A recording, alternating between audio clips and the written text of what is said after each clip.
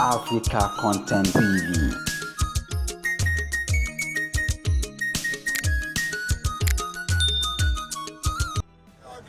Nítorí pé kí ni kàbá má jalè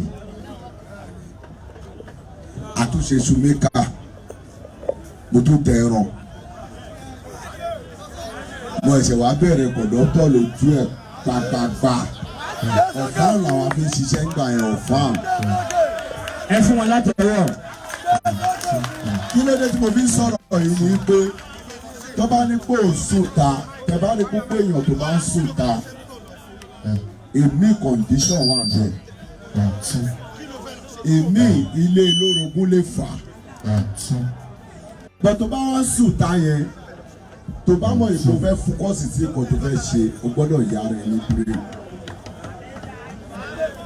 o gbọ́dọ̀ ṣe kí ni o gbọ́dọ̀ yára ẹni péré because ọmọ àsùtá ló máa ṣe oríire púpọ̀ o ẹ wè mí sìn ẹ bá gbọ́ òjò pọ̀ máa sùtá tẹ̀wùtẹ̀wù àsùtá débi kan sùtá dé but èèyàn gbọ́dọ̀ fúkọ́sì sí nǹkan tí èèyàn fẹ́ ṣe ni tó bá ní pé òun sùtá òun fagbó òun yájà òun ṣe kinní kan ìgbàkà òun kan tó bá yá ó máa padà fẹ́ẹ̀lì ni but tó bá fókọ̀sì sí nǹkan tó fẹ́ ṣe ó máa padà jẹ́ èèyàn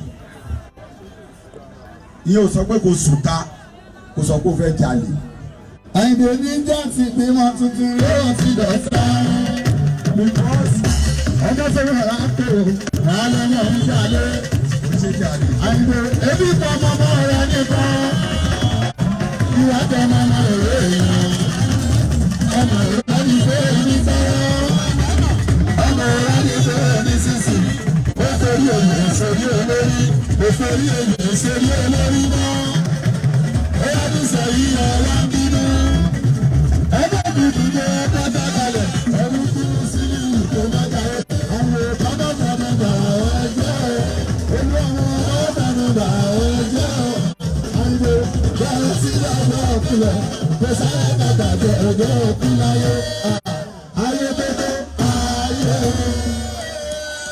Èjì rẹ̀ o, ìṣọ́ lọ́hùn àbọ̀ lọ́hùn á wà lórí lágbọ̀rọ̀ lọ sí àgbà. Brother mi sister mi ẹ má jẹ́ ká rọra wa pin. Tá bá focus a máa padà jí èèyàn ilé ayé wa. Ẹ wo bọ́lá ń ṣe orin fún Aṣíwájú Bọ́lá Ahmed Tinubu. Ìtorí èèyàn gbọ́dọ̀ ró rẹ̀ pé o gbọ́dọ̀ focus sí nǹkan tó bá fẹ́ ṣe. O jọ́nu ọmọ onímọ́tò o já láàrú o jẹ́ kọ́ńdọ̀tọ̀ èyí ò sọ pé Ọlọ́run ò ní padà gbàdúrà ẹ̀. Bọ̀ tó bá ti fókọ̀sì sí nǹkan tó ń ṣe tó bá ti báyàn